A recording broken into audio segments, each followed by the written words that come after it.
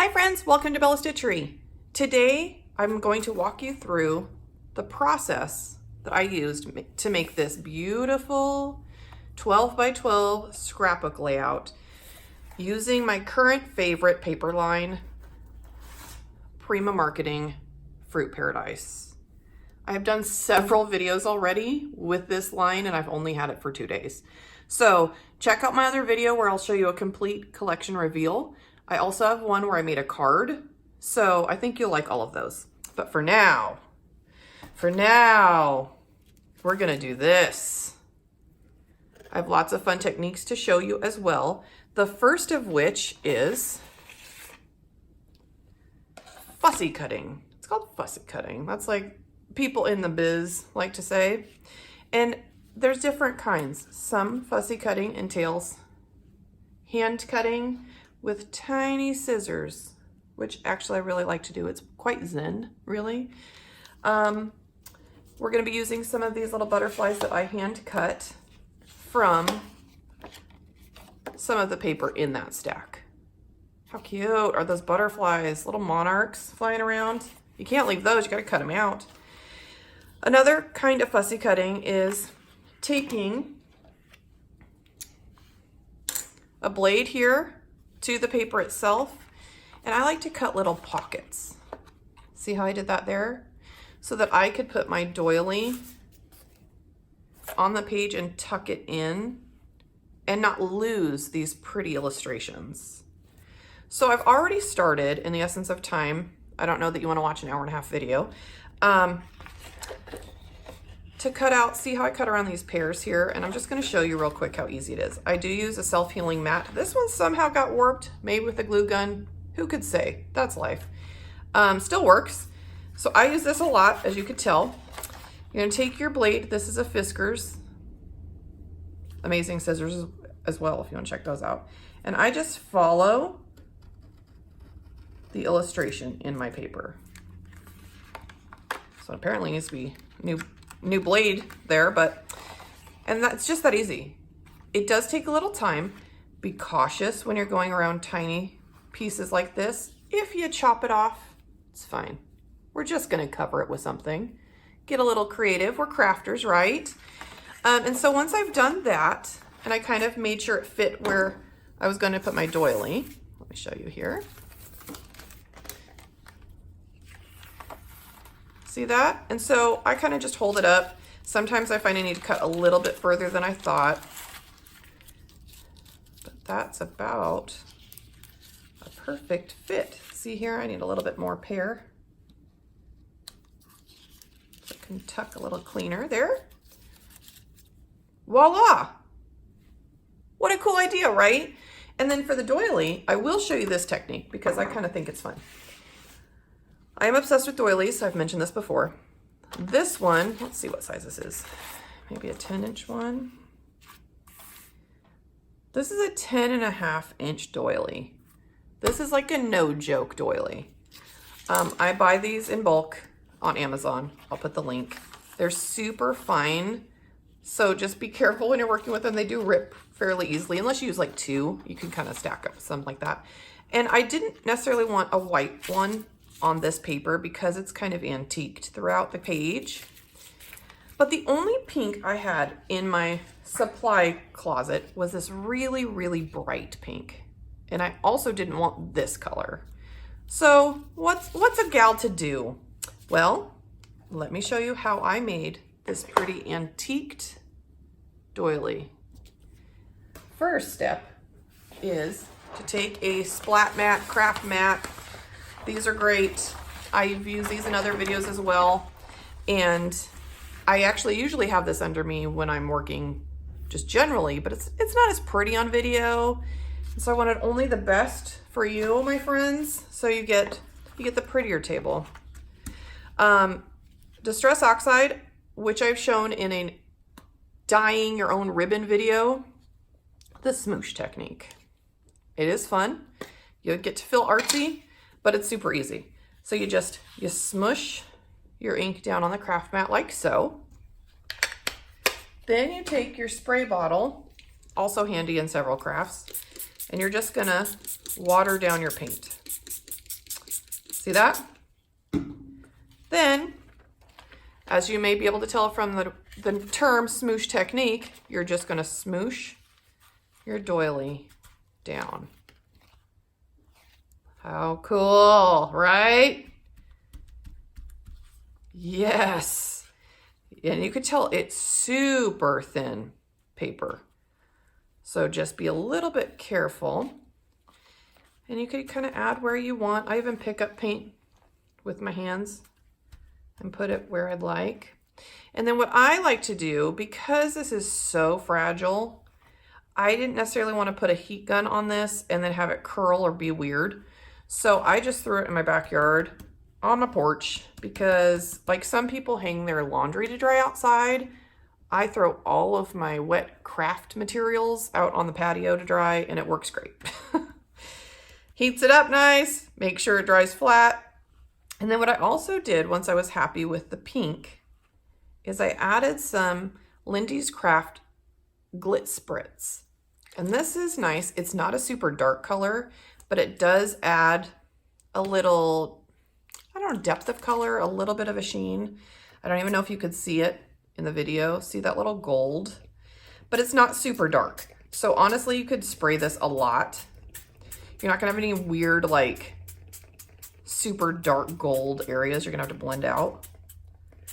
And Lindy's Gang is interesting. I've never seen an ink sprayer that does this, but they actually ship. The bottle will look empty with the powder at the bottom, and you add water to, like, the fill line. Weird, right? I think it saves on, like, shipping or something. But that's kind of interesting. So you could actually just put in less water if you want a darker color. Customize it. So that's how I made that doily. Let that dry outside, maybe an hour, not too long. And instant vintage doily. So once I had my doily nice and dry, I tucked it back here as you saw. I'm gonna add a little bit of glue. It doesn't take a lot. This is super, super thin. Art glitter glue, I talk about it all the time. I feel like I should be on their company's website or something. My favorite glue. Dries clear. It's thin enough not to be annoying, but it's strong enough to, like, tack down basically everything. Okay, so that should be good for now.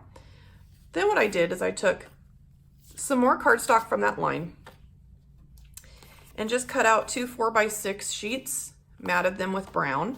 And what I like to do is always ink up my stuff. Ink it up. This is a Tim Holtz tea stain. I actually use the same color, tea dye it's called, in my card tutorial I mentioned. It's nice. It's a nice inoffensive shade here that doesn't compete with my other stuff. See?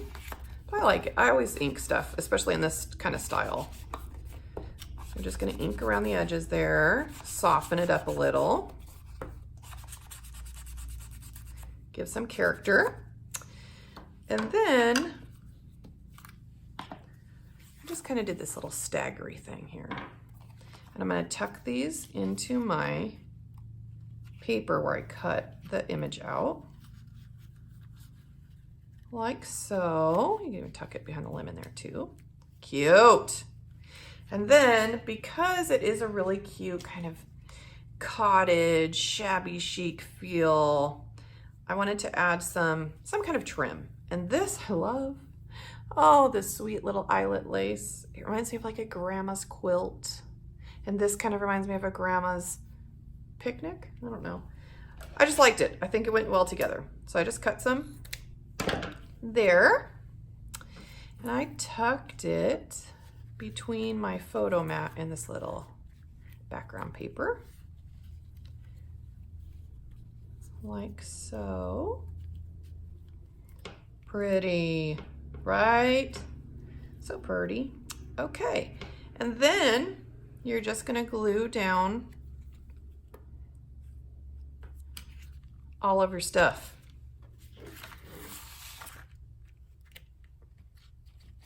Rotate, add some glue.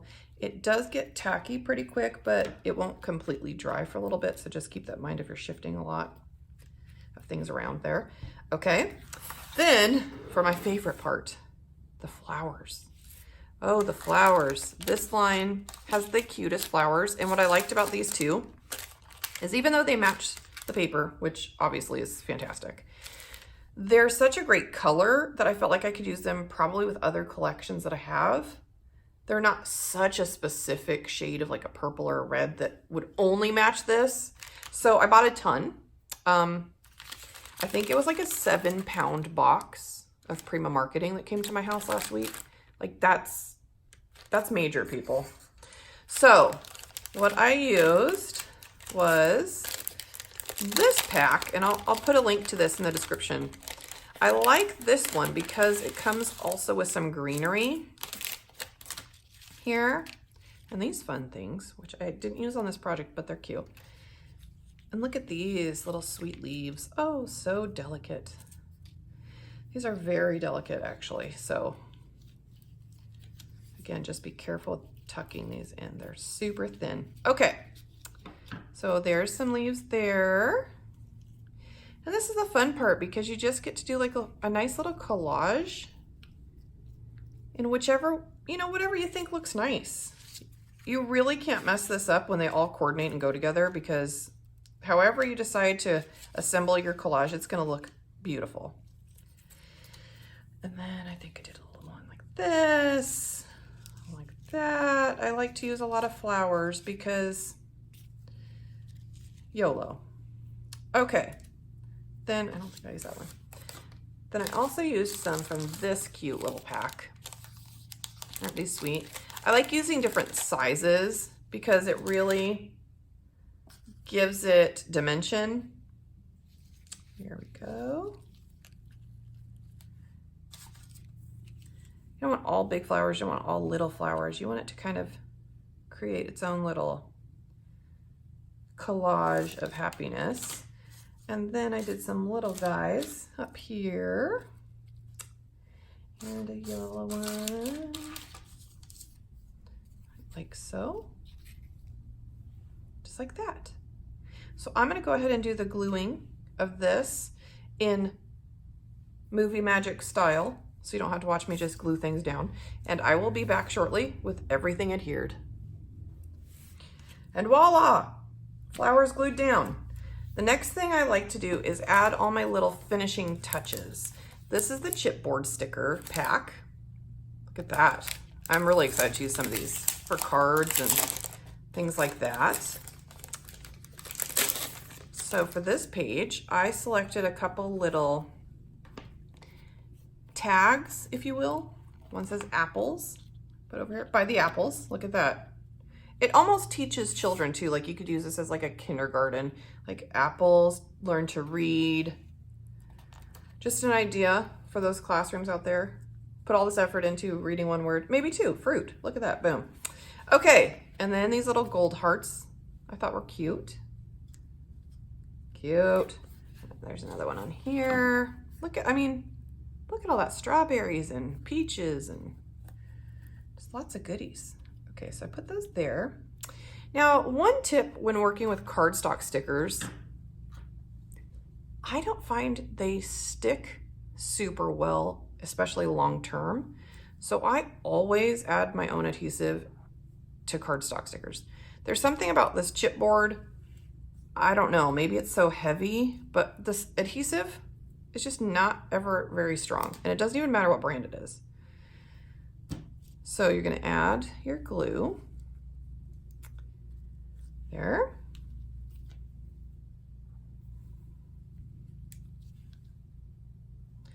Just gives it, I mean, I hate when I look through a scrapbook years later and like some of the pieces are falling off within the, you know, protective cover because the glue just doesn't stand up very well. Okay, and so here's some butterflies. I cut out 3 little butterflies from the collection that I wanted to have flying throughout my page. So to do that, you're just going to cut it out and then just basically fold it, almost like a book. So you could just add the glue to the body part beneath it. See, like that. That way you get like a little 3D butterfly. which is adorable. You could even put little gems in the middle there, or tiny buttons if you wanted to, or even a tiny flower. Okay, so there's my little butterflies. I love butterflies on a page. Butterflies and flowers. I feel like I could just make every single scrapbook page with butterflies and flowers. All right, so there we go. And now for the finishing touch, I used some Queen & Company iridescent bubbles. These are fun because they're not quite a rhinestone, not quite a pearl.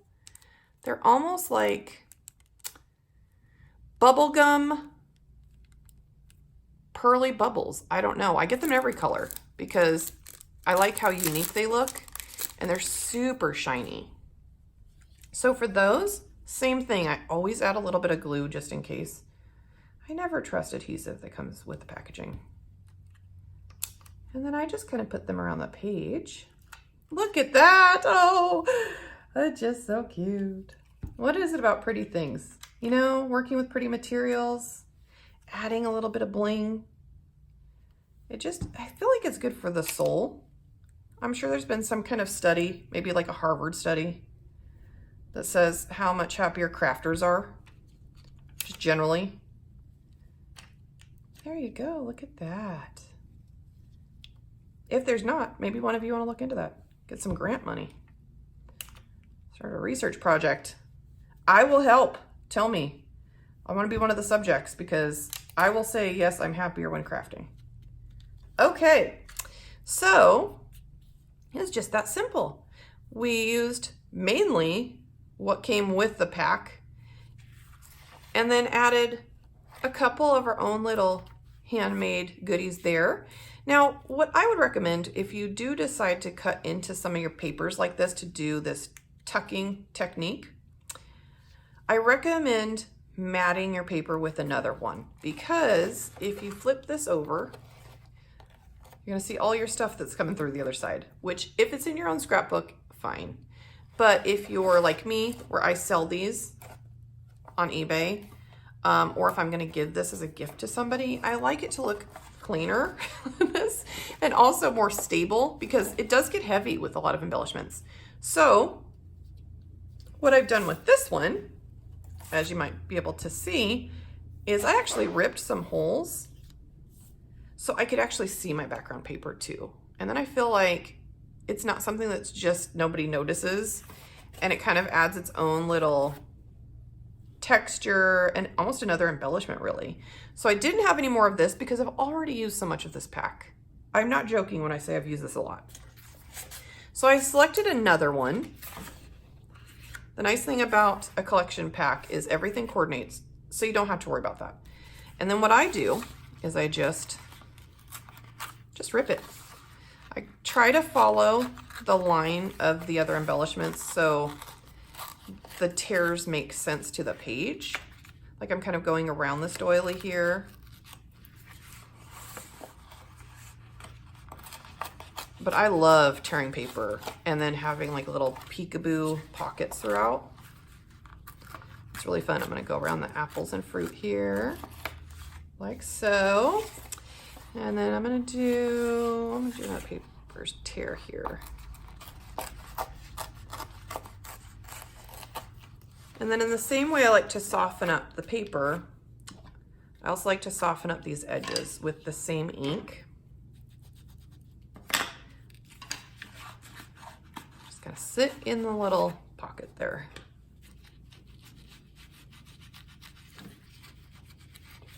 See? Just like that.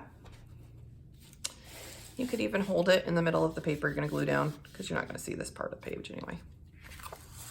Get a little ink there, a little ink there.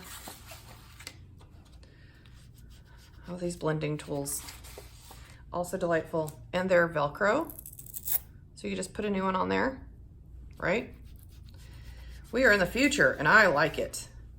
I started crafting in high school, and in the late 90s, let me tell you, the scrapbook supplies versus the scrapbook supplies now Holy moly. I look back at some of my pages, I'm like, yikes. Okay, so then you just line it up with your second paper, okay? And you're just gonna glue it down. Easy as that.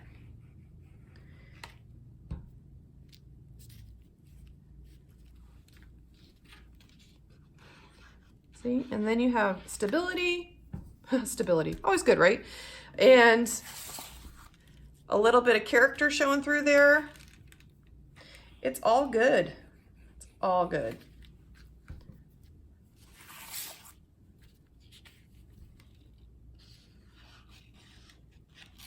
I would say just let this dry about, 5 minutes or so, because you don't want everything just sliding around on you. And then I'll also add a little bit of ink on this blue underpage. Cute. This paper line, I mean, I can't even right now. So cute. I'm already thinking of like, what card am I gonna make next? There's so many pretty elements to even just the paper pack that my brain can't shut off at night. I'm like, oh, then I could cut this up. Oh, then it's got this one side. Yeah, that's what happens. Okay, so there we are. Look at this. A pretty country summery scrapbook page. This would be great for Mother's Day, somebody's birthday, fun day at the park, fruit picking, whatever. I just love it.